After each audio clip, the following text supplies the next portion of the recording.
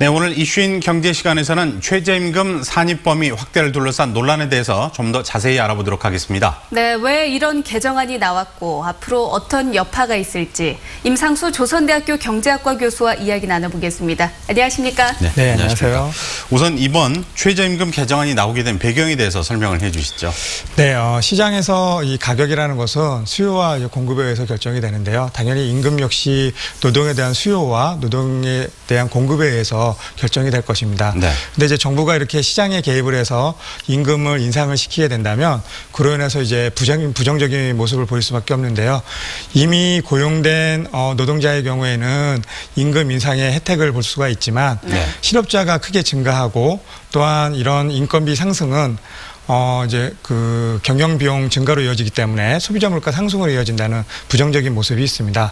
이와 같은 부정적인 이 효과들을 최소화하기 위해서 이제 정부가 최저임금 개정안을 내놓은 것으로 이제 보입니다. 그렇군요. 최저임금에 정기 상여금과 복리 후생비가 포함이 된다고 하던데 그러면 어떤 변화가 있는 건지 좀 더 구체적으로 설명해 주시죠. 네, 본제도를 이제 도입하기 위해서는 최저임금법이라는 이제 법안이 개정이 되어야 되는데요. 네. 이 법안이 개정이 되기 위해서는 이제 국회를 통과해야 합니다. 이제 어제 이제 국회 본회의에서 이번 최저임금법 개정안이 이제 통과가 되었고요. 이로 인해서 2019년도 1월 1일부터 이제 시행될 것으로 이제 보입니다. 최저임금 개정안을 이제 좀 더 구체적으로 말씀을 드리면 그 동안에는 이제 그 임금의 구성 요소가 되고 있는 기본급, 그다음에 복리후생비, 상여금 등이 있었는데 이 중에서 기본급을 가지고 최저임금을 결정을 하는 방안이었는데 이번 개정안에서는 복리후생비와 상여금까지 이제 포함을 하겠다는 것이 이제 다르다라고 말씀드릴 수 있습니다. 네. 좀 더 이제 구체적으로 말씀드리면 이제 교통비, 식비로 이제 구성이 되고 있는 복리후생비를 이제 그 최저임금 계산하는 데 반영하겠다는 것인데요. 최저임금의 7%를 초과하는 부분에 대해서 이 최저임금을 계산하는데 반영을 하겠다라는 것이고 또 이제 상여금과 관련돼서는 최저임금의 25%를 초과하는 부분에 대해서 최저임금을 계산하는데 반영하겠다는 것입니다. 이렇게 이제 초과된 부분이 최저임금의 기준이 되는 이 기본급에 반영이 되기 때문에 임금 인상폭이 그만큼 상쇄될 수밖에 없다라고 말씀드릴 수 있습니다. 그렇겠네요. 네. 이번 개정안에 대해서 뭐 기업과 노동자, 소상공인 전부 다 그 받아들이는 입장이 다를 거예요. 예, 그 부분에 대해서 설명을 해주시죠. 당사자들이 이렇게 많이 다르고 복잡하지만 크게 이제 노측과 사측으로 구분돼서 설명드릴 수 있을 것 같습니다.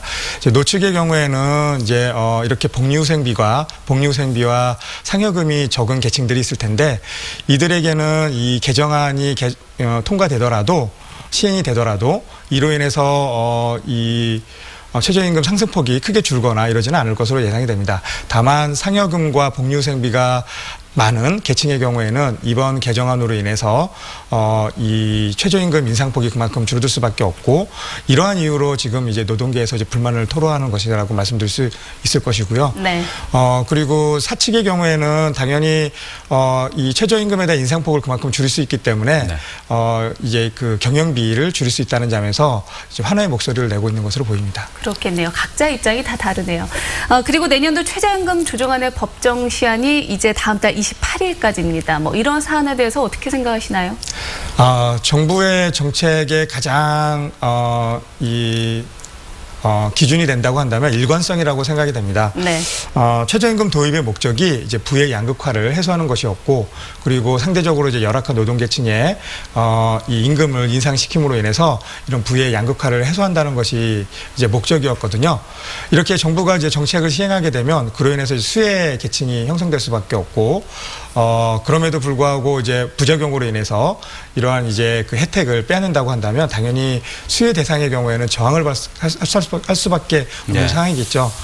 이번에 이제 노동 계층들이 이렇게 불만의 목소리를 내는 이유도 이제 바로 이러한 이유다라고 이제 말씀을 드릴 수 있고요.